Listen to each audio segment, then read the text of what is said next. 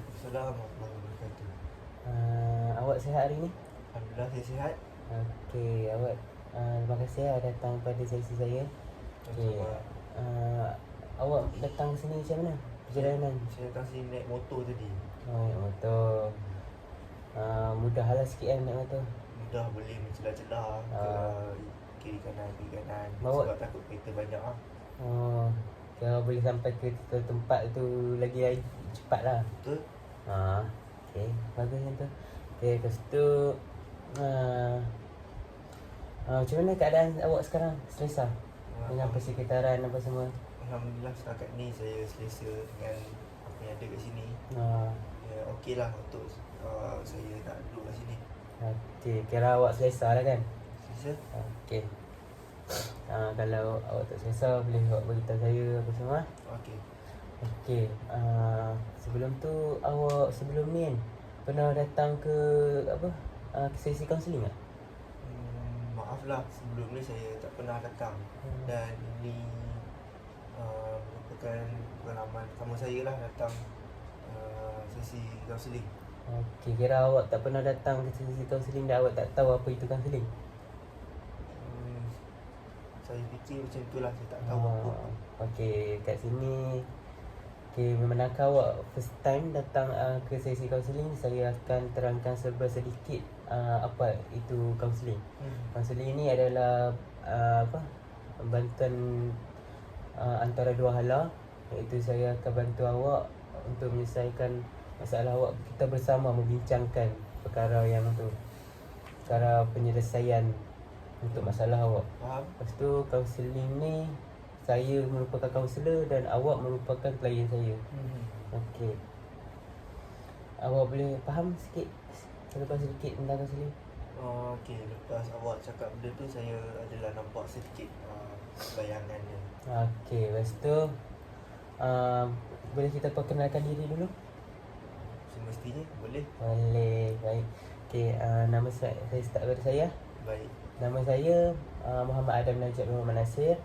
Saya merupakan kaunselor anda pada hari ini. Okey, boleh awak kenalkan diri, di nama, awak bekerja apa ataupun masih belajar, apa-apa berkenaan dengan diri awak. Okey, first of all, nama saya Muhammad Haziq bin Hasnul Ash'ari. Saya berumur 23 tahun. Saya berasal dari Perak. Sekarang saya masih belajar di sebuah institusi pengajian tinggi awam. Universiti lah kan? Ya, Universiti mana awak belajar?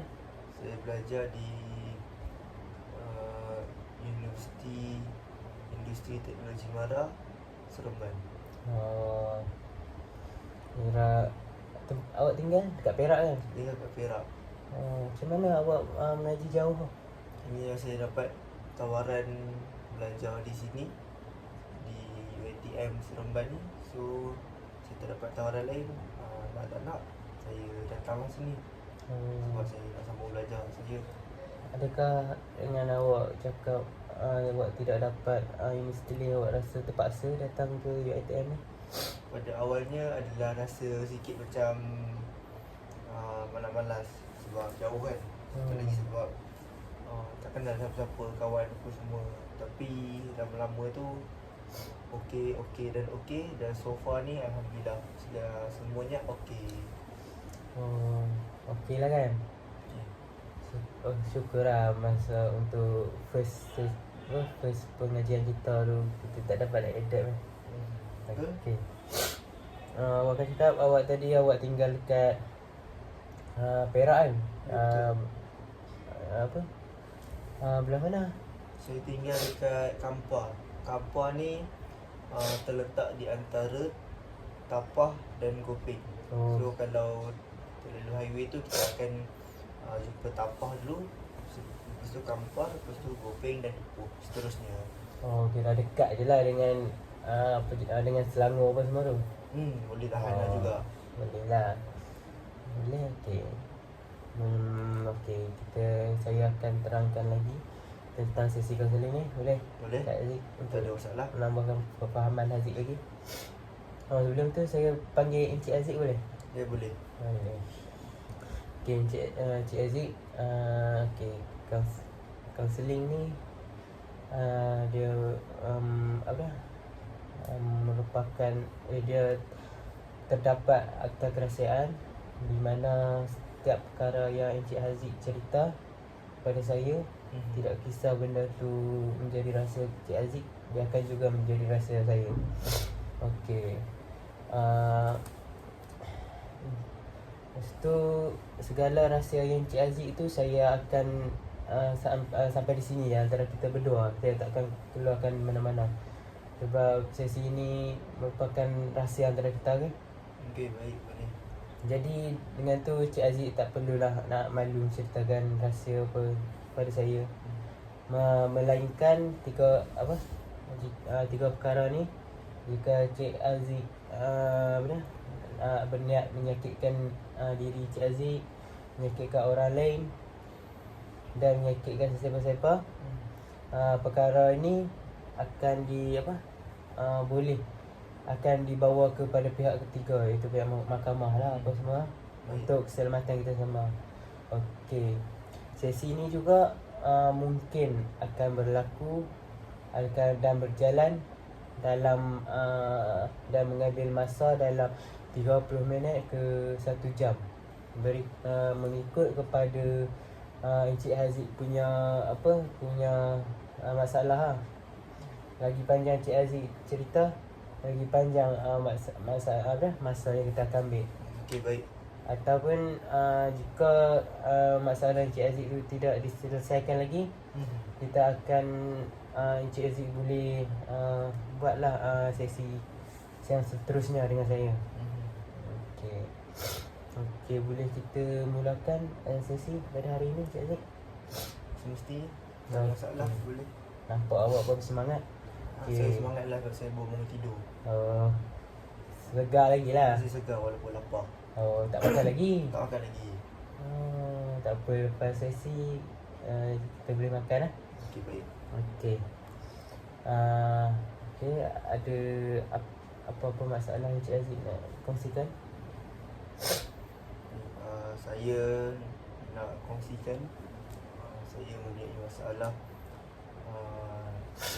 tentang ataupun berkaitan dengan diri saya, iaitu tentang keyakinan diri. Okey, Encik Haziq, keyakinan diri Encik Haziq tu menjadi masalah kepada Encik Haziq lah kan? Okey, macam mana tu yang macam mana kurang keyakinan? Sebab saya ni jenis yang tidak memandang diri saya ni bagus ataupun baik. Saya sentiasa memandang ada yang lebih baik daripada saya. Dan sebab itu pun saya selalu menganggap yang ada orang yang lebih baik daripada saya, dan membuatkan saya tidak langsung keyakinan diri saya semakin lama semakin turun. Berdasarkan awak cerita tu, awak memandang orang lain lebih baik dan lebih hebat daripada diri awak. Dan itu menyebabkan awak merasa keyakinan diri awak tu menurun. Macam mana awak cakap awak pandang orang lain tu lebih baik? Sebab saya nampak kelebihan dia lebih baik daripada apa yang saya ada. Dia punya sebab kalau diri saya ni, saya tahulah apa yang buruk, apa yang baik pada diri saya. Dan pada orang lain tu kita tak nampak buruknya, tapi kita nampak baiknya kat mana orang tu dari segi itu, dari segi ini. Dan ada setengah tu saya nampak orang tu mungkin jauh lebih baik daripada saya dalam sesuatu perkara, membuatkan saya merasakan diri saya ni tiada keyakinan ataupun tiada confident lah untuk buat perkara-perkara macam tu. Sebagai contoh, kalau dalam kelas saya tak yakin untuk pergi ke depan untuk membentangkan ataupun pergi bercakap, sebab saya nampak ada lagi orang yang lebih baik daripada saya untuk buat benda tu. So kalau dalam kelas juga, dari segi pembelajaran, saya nampak ramai lagi orang yang lebih pandai dan bijak daripada saya. Buatkan saya pun rasa macam oh tak apalah, ada orang lagi bijak daripada aku. So, macam kita pun keyakinan diri tu nampaklah macam sedikit menurun. Walaupun saya tahu memang saya ni tak bijak pun. So kalau dari segi permainan, saya ni seorang pemain bola. Bila saya nampak ada individu yang lebih bagus permainannya, lebih bagus dia punya basic skillnya daripada saya akan menganggap yang memang dia lebih baik daripada saya. Sebab saya kurang baik dalam benda-benda tu, dan saya tahulah kekurangan diri saya. Oleh sebab itu pun membuatkan saya punya keyakinan diri tu makin lama makin berkurang. Tapi dalam masa sama saya tetap cubalah untuk meningkatkan diri.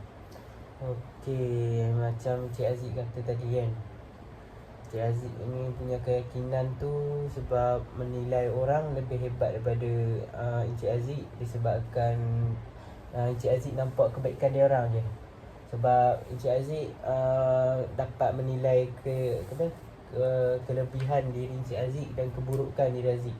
Keburukan orang lain Encik Aziz tak nampak kan, sebab dia orang tak tunjuk. Betul. Okey. Lepas tu Encik Aziz cakap, Encik Aziz macam dalam kelas nak present apa semua, Encik Aziz nampak orang lain lebih bagus daripada Encik Aziz. Betul. Kan? Lepas tu dalam peperiksaan pun Encik Aziz nampak dia orang lagi pandai. Betul.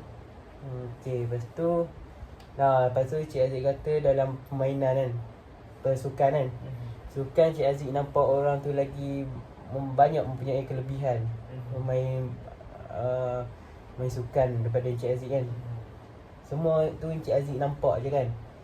Okey, macam Encik Aziz cakap tadi, sukan apa yang Encik Aziz nampak kelebihan orang? Bola sepak. Oh, Encik Aziz minat bola lah ni. Betul. Dekat, okey, macam Encik Aziz cakap, Encik Aziz minat bola. Dekat untuk you, Encik Aziz bermain tak dekat you? Saya main bola dekat universiti. Dan ramai lagi player yang lebih baik daripada saya dekat dalam universiti tu. Tapi saya berjaya jugalah untuk menempatkan diri saya dalam pasukan. Dalam pasukan UiTM tu sendiri? Ya, betul. Kira wakil UiTM Seremban lah? Ya, betul. Oh, hebatlah tu Encik Aziz. Boleh wakil. Apa lagi kelebihan, ramai lagi orang yang tak dapat. Okey, lepas tu Encik Aziz, daripada semua tu Encik Aziz rasa keyakinan diri Encik Aziz menurun kan. Okey. Encik Aziz rasa tak diri Encik Aziz ni mempunyai kelebihan lagi hebat pada orang? Ada yang kelebihan yang Encik Aziz nampak pada diri Encik Aziz tiada kepada orang lain? Mungkin saya ada nampak dalam setengah perkara, tapi benda tu pun tak adalah saya rasa macam boleh meningkatkan saya punya keyakinan diri. Cuma saya anggap itu saya punya kelainan dan perbezaan lah daripada orang lain. Macam tu je. Sebab saya ni seorang yang pemalu untuk show off diri, untuk saya menonjol diri, dan membuatkan saya rasa tidak confident lah untuk menonjolkan diri saya. Okay. Especially terutamanya di kalangan khalayak ramai. Okey, Encik Aziz kata Encik Aziz tidak tadi? Saya malu untuk show off. Malu nak show off dekat depan orang ramai kan. Okey. Sebab apa Encik Aziz rasa malu untuk menunjukkan diri di khalayak ramai? Sebab saya memang mempunyai sifat malu yang tebal dalam diri sejak daripada kecil lagi. Okey, ni semua sebab rasa malu yang tinggi lah dalam diri Encik Aziz. Betul? Sebab di sini kita nampak Encik Aziz punya rasa malu tu dari kecil. Encik Aziz ada pernah nak mengubah rasa malu Encik Aziz tu? Saya ada cuba ubah perasaan malu tu pada diri saya. Tetapi saya hanya mampu ubah dalam di kalangan kawan-kawan saya yang saya rapat. Okey, daripada Encik Aziz cakap, Encik Aziz dapat kontrol rasa malu Encik Aziz tu di hadapan orang yang Encik Aziz kenal je. Kalau orang lain dalam kalau ramai dekat public, contoh macam dekat mall ke apa, Encik Aziz akan rasa malu. Saya akan rasa malu lah untuk menunjukkan diri saya. So saya akan mengambil keputusan yang sewajarnya dengan hanya membuat bahasa saya sendiri dan tidak akan mengganggu sangatlah orang lain. Kerana saya, sifat malu yang tebal dalam diri saya tu telah menutup saya punya kebolehan ataupun saya punya perasaan untuk menunjukkan diri saya. Okey, Encik Aziz tidak mahu menonjolkan diri Encik Aziz tu di khalayak ramai tu disebabkan oleh apa? Oleh sebab malu yang saya adalah sebab saya takut kalau saya buat sesuatu tu saya akan dimalukan atau ditertawakan. So bila saya rasa kalau saya takut, saya rasa macam tu, saya khawatir saya akan diketawakan lah di kalangan orang ramai dan buatkan saya akan bertambah lagi rasa malu. Okey, kalau Encik Aziz cakap kat sini, Encik Aziz akan berasa malu, Encik Aziz tidak mahu menonjolkan diri Encik Aziz depan orang ramai tu disebabkan rasa malu Encik Aziz jika Encik Aziz berhadapan dengan mereka akan mentertawakan Encik Aziz. Dengan situ Encik Aziz akan rasa malu lah. Selain daripada rasa malu tu, Encik Aziz akan rasa apa bila ditertawakan? Saya akan rasa marah, tapi bukan kepada mereka, tapi saya marah terhadap diri saya sebab saya fikir saya ditertawakan tu kerana kesalahan dan kebodohan diri saya. Dan saya rasa saya telah membuat satu perkara yang salah lah. Sebab tu diorang tertawakan saya. Sebab kalau diorang tak tertawakan saya, maknanya apa yang saya buat tu ialah perkara yang betul dan mereka mungkin okey dengan apa yang saya buat tu. Secara tidak langsung saya rasa macam sifat pemalu tu lagi bertambah dan rasa macam lagi confident tu macam lagi kurang lah untuk menunjukkan diri. Encik Aziz rasa ditertawakan tu, Encik Aziz rasa marah dengan diri Encik Aziz kan? Betul. Lepas tu bila Encik Aziz ditertawakan tu juga, dia membuatkan diri Encik Aziz ni lagi menurun keyakinan diri Encik Aziz tu. Rasa lagi tak nak Encik Aziz lagi tak nak untuk berhadapan dengan orang ramai. Okey. Lepas tu kita nampak Encik Aziz ni pernah dimalukan ke?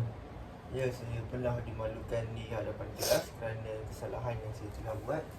Kesalahan tu sebenarnya kesalahan yang salah sebab belajar lah. Sebab kalau kita belajar, kalau kita tak ada salah tu, macam mana kita nak tahu cara betulnya. So sebabkan kesalahan yang saya buat tu, saya ditertawakan dan saya rasa malu untuk pergi ke depan lah lepas tu. Sampai sekarang ke Encik Aziz berasa malu tu? Kalau di dalam kelas yang ramai, saya masih rasa malu sampai sekarang lah. Tapi kalau anda kata di kelas tu macam tak ramai, saya akan kurang rasa malu, tapi tetap ada rasa malu tu. Dan dari situ saya cubalah untuk bina saya punya confident diri, keyakinan diri saya untuk pergi ke depan kelas.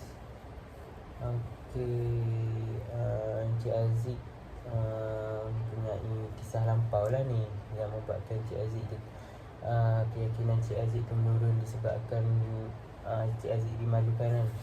Betul. Okey. Encik Aziz mempunyai sekarang Encik Aziz nak tingkatkan keyakinan Encik Aziz lah ni kan? Betul. Okey, lepas tu Encik Aziz. Okey. Sekarang sesi kita untuk meningkatkan keyakinan diri Encik Aziz untuk ke hadapan. Okey, untuk ke hadapan tu Encik Aziz nak macam mana? Ke hadapan orang ramai tu dari segi present ke apa? Saya mengharapkan bahawa saya dapat pergi ke halayak ramai dan saya tidak bertebal muka lah. So kalau dalam kelas tu saya boleh untuk present dengan sebaiknya tanpa ada rasa gugup, tanpa ada rasa getar, gelisah, gusar untuk membentang. Sebab kalau saya ada benda-benda tu sampai bila-bila saya punya confidence level tu tak akan naik. Okey, Encik Aziz nak supaya Encik Aziz dapat ke hadapan, dapat melakukan perbentangan dengan lancar, dengan elok kan. Betul. Lepas tu nak membina confident Encik Aziz tu balik kan. Betul. Okey. Encik Aziz jika pergi ke hadapan tu contoh kalau macam lecturer dia panggil secara rawak, Encik Aziz rasa apa time tu? Saya akan rasa gemetar lah, saya akan rasa nervous. Sebab kalau saya yang dipilih, saya yakin ataupun saya tahu diri saya macam tak akan dapat beri yang sebaiknya lah untuk bercakap di hadapan kelas di kalangan orang yang ramai. Sebab nanti saya akan merasa malu dan saya risau kalau saya merasa malu, saya akan ditertawakan oleh kawan-kawan saya. Sebab itulah saya punya confidence level tu pun kalau dalam kejadian yang macam tu saya tak yakin lah dengan diri saya sendiri. Okey. Sebab kita nak membentang kat depan ni memerlukan persediaan kan? Betul. Persediaan untuk kita buat untuk memberi Encik Aziz tu tahu apa yang Encik Aziz nak cakap depan kan. Okey. Lepas tu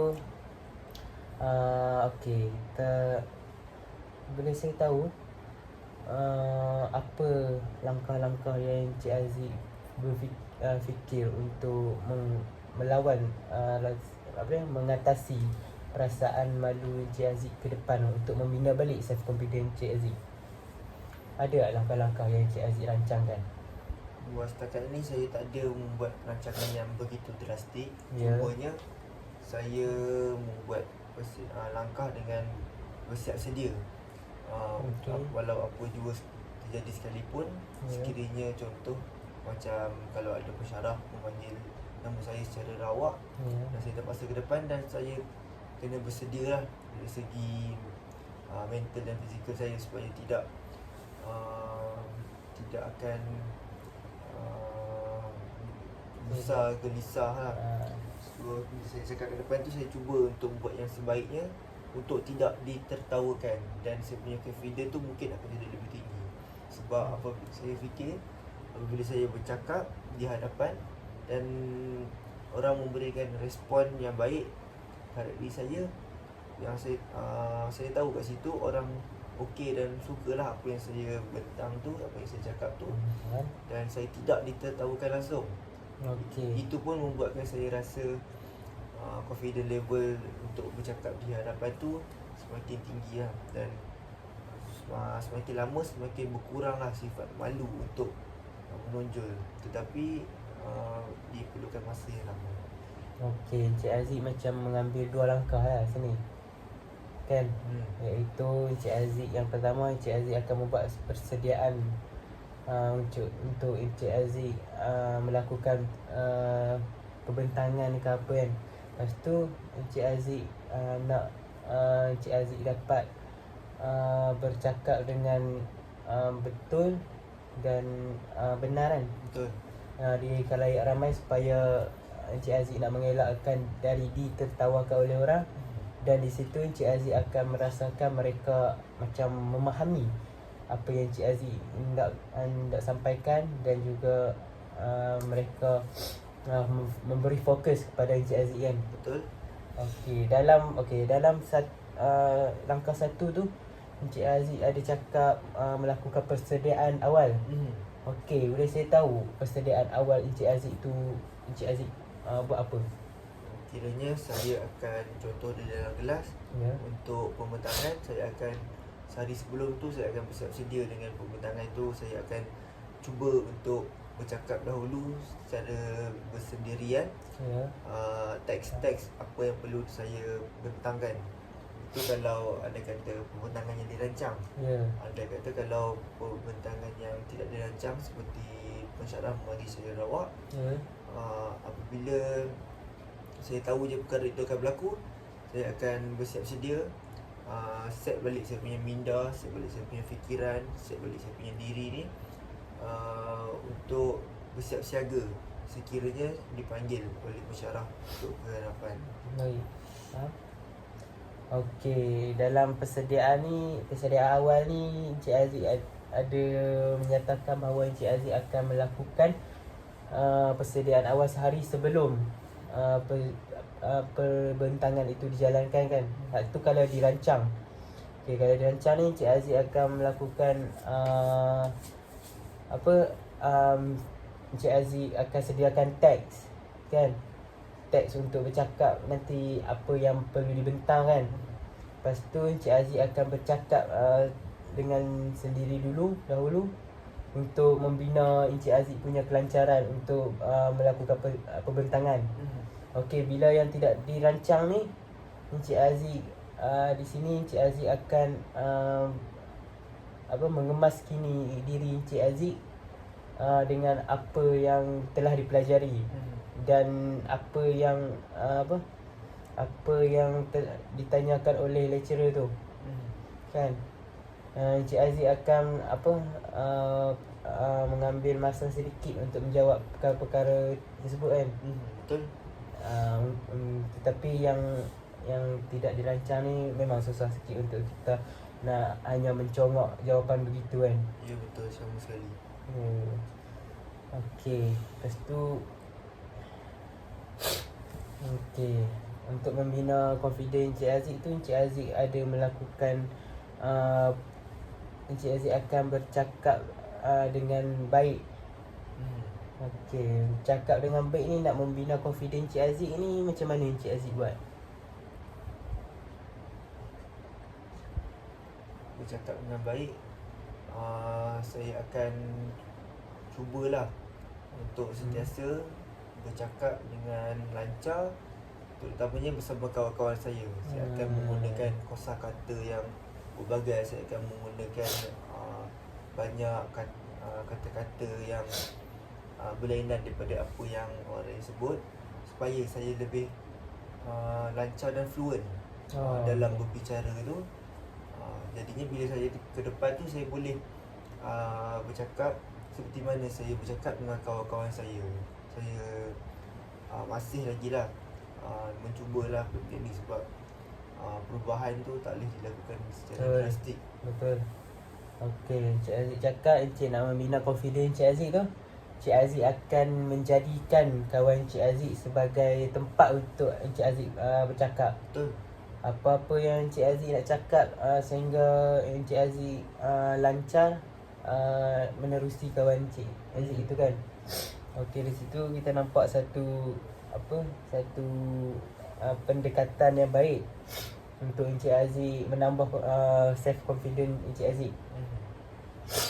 Okey, Encik Aziz nampak lagi nampak dah apa yang perlu Encik Aziz lakukan kan. Nampak? Okey. Dengan perkara tu Encik Aziz bolehlah lakukan selepas sesi ni untuk membina keyakinan Encik Aziz tu balik. InsyaAllah saya akan cubalah sebaiknya, sebab selagi saya tak mencuba, selagi tu saya akan masih ditakut yang sama. Betul. Dah lama kan Encik lama Aziz ingin mengubah perkara itu. Okey. Sebab Encik Aziz pun kena bersabar dengan perubahan Encik Aziz kan.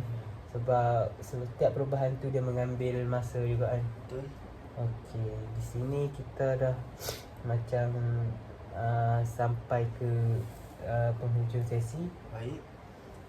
Di sini saya nak merumuskan segala daripada permulaan sesi sehingga akhir sesi. Okey. First, Encik Aziz mengemukakan masalah Encik Aziz iaitu Encik Aziz low self confidence kan. Ya betul. Perkara yang menyebabkan Encik Aziz menjadi low self confidence ni, confidence Encik Aziz yang kurang ni, yang rendah, iaitu Encik Aziz takut untuk berhadapan dengan orang ramai, disebabkan Encik Aziz ditertawakan, takut Encik Aziz ditertawakan ataupun orang lain memikirkan tentang diri Encik Aziz. Kan? Betul. Lepas tu Encik Aziz juga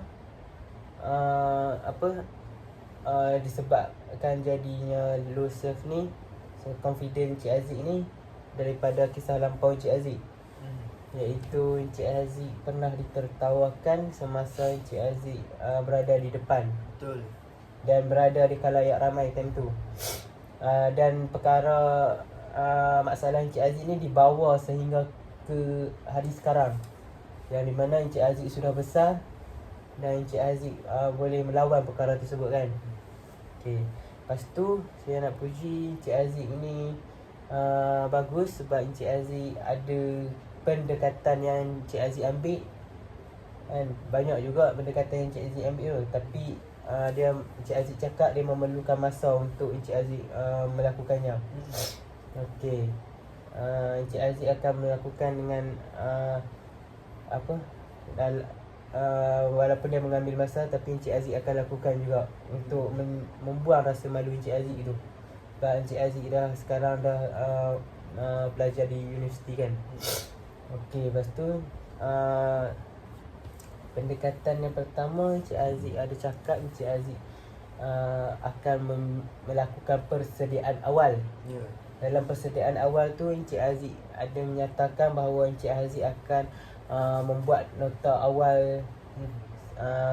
Encik Aziz akan bersiap sedia sehari awal sebelum hari kejadian.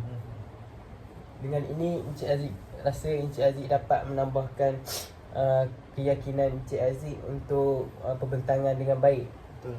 Lepas tu Encik Aziz ada menyatakan bahawa jika secara random lecturer memanggil Encik Aziz ke depan, Encik Aziz akan mengambil masa sedikit untuk Encik Aziz menjawab persoalan pensyarah Encik Aziz itu. Okay, ini dengan itu dia dapat memberikan Encik Aziz percakapan yang benar dan betul. Betul. Lepas tu yang kedua, pendekatan Encik Aziz ada menyatakan Encik Aziz nak bercakap dengan benar, baik dan lancar di halayak ramai kan. Lepas tu dalam tu Encik Aziz akan mengambil pendekatan dengan meminta rakan Encik Aziz menjadi teman untuk Encik Aziz bercakap kan. Dengan situ dia dapat melatih kelancaran Encik Aziz untuk bercakap di khalayak ramai. Betul. Okey. Itu saja. Betul kan? Ya betul. Semua. Betul sama sekali. Okey, Encik Aziz ada nampak kan daripada sesi ni apa yang perlu Encik Aziz lakukan. Okey. Dengan itu kalau dah semua betul, tak ada masalah lagi kan? Okey, kita tamatkan sesi kita pada hari ini. Terima kasih Encik Aziz. Okey, sama-sama. Terima kasih juga sebab sudi untuk mendengar saya punya masalah dan coretan kehidupan saya. Ya. Saya harap saya pun boleh ubah hal ni. Baik. Saya doakan semoga Encik Aziz kita kuat menghadapi perubahan Encik Aziz ya. Okey. Okey, terima kasih. Sama.